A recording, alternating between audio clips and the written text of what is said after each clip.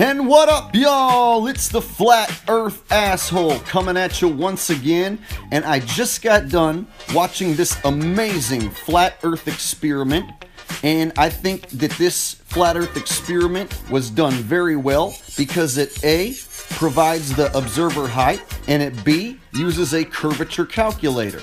Now when you provide the observer height and you use a curvature calculator and then you go out and perform the experiment and beat the numbers, this is way better than using the 8 inches per mile when you square the mile method, as that formula is erroneous and will be used against you.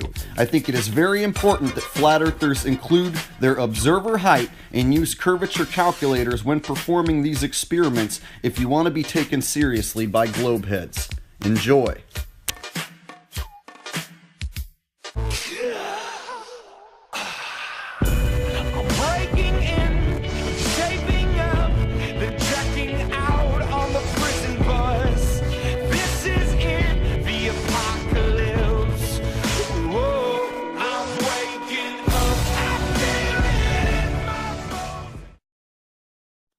Now I'm going to stand back and just show you where my camera's at.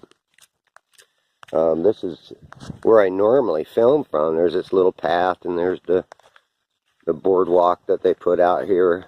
And I usually can't get that close to the water out here.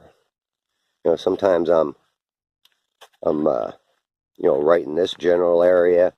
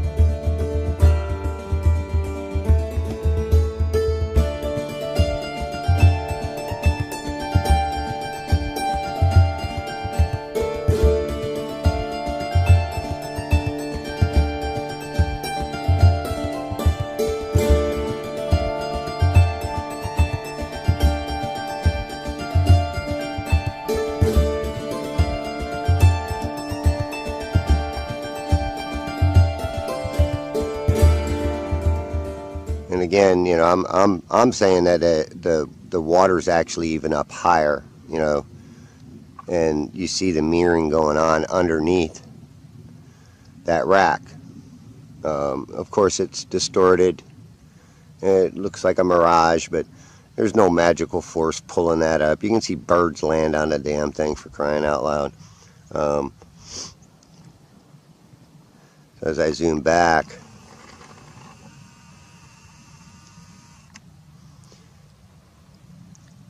you can see the layers of clouds.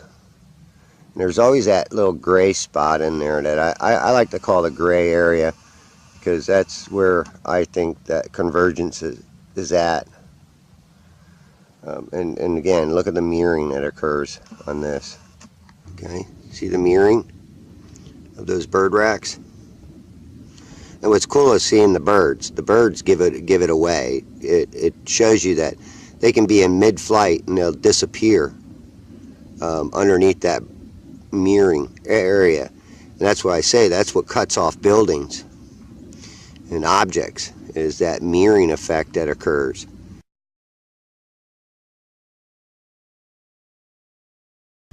It's an illusion.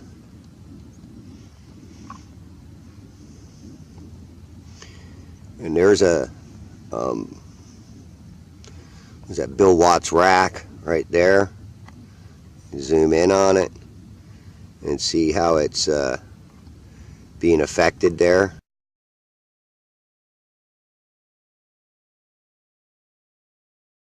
Hopefully we can catch one of these birds or something.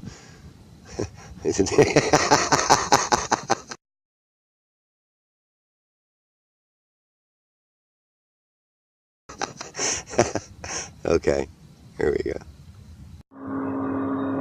Yeah, back down here at Bayport again. There's the deck. Here's my camera. And look how much farther in the water is.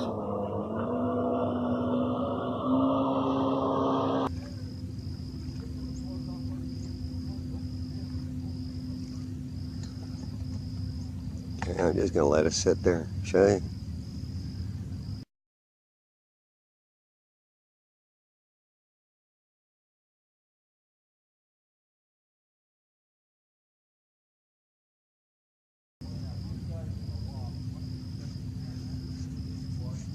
And what I'm curious of is if I can find that other bird rack that I tried to find this morning.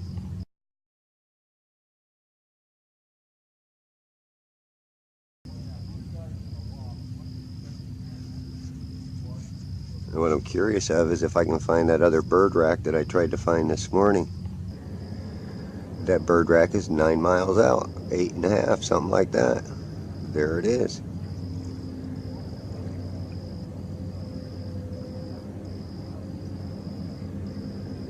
There should be a sign coming up here.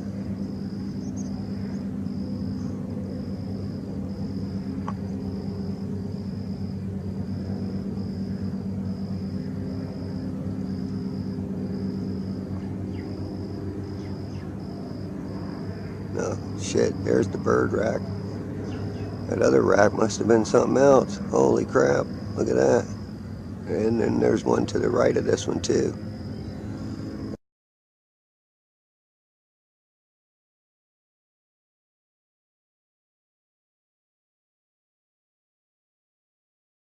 Look at that. That's even further back. Holy crap. There's the sign. Huh? So tell me, how am I seeing that? I couldn't see it this morning because of the light refraction, but here I can see it now. It even looks like a boat or a canoe or something sitting out there. He's just doing some flats fishing or something.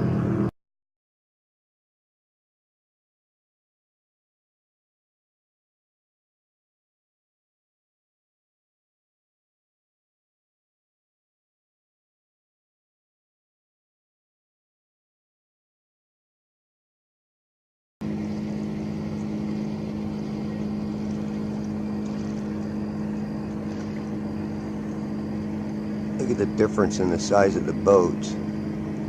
Too, look how little that boat is. And that was actually a big boat. There's perspective for you again.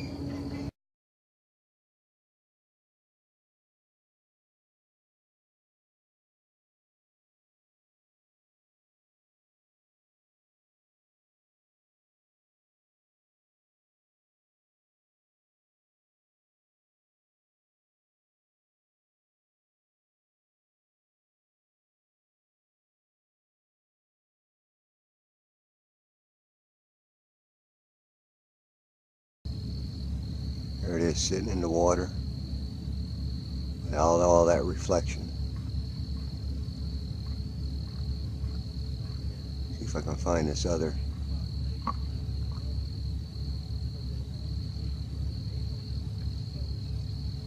The shrimp boat coming in.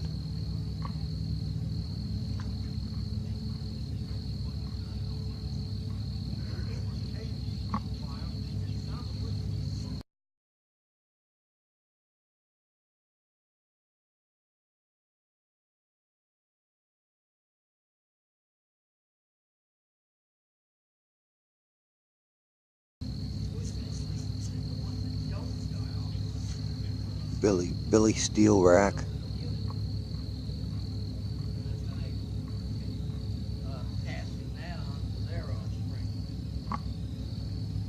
Cutter's Rock.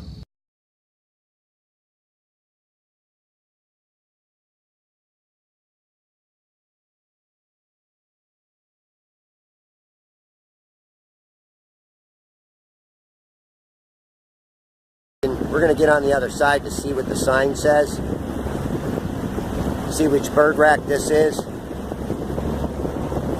But we are way offshore. It just says Cutter's Rock. Okay, so this is Cutter's Rock. Whoa.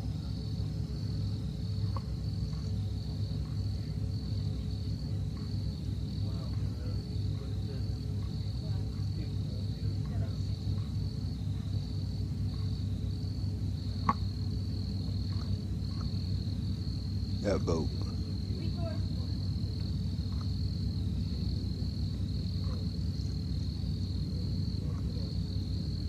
Yeehaw.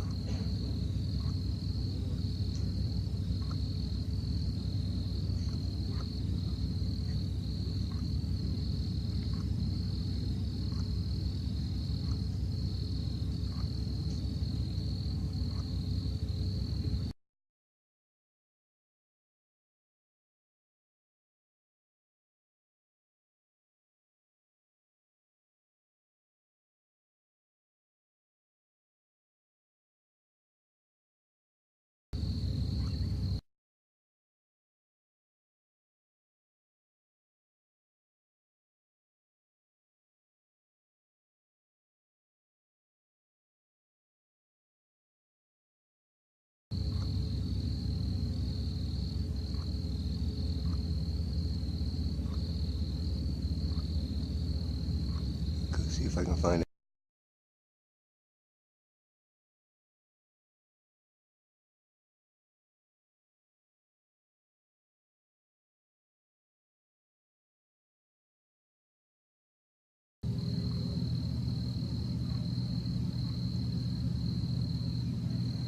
Oh, there's the North Rack.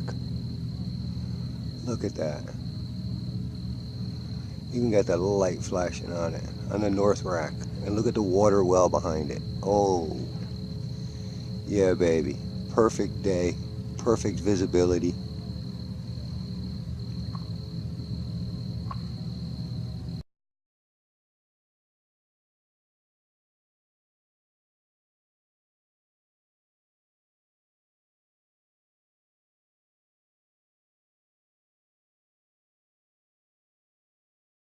Look at that. Woohoo. And I'm going to do this last shot here. This beautiful sky. Look at that. Look at that. 9-something miles out there, and you can see water well beyond it.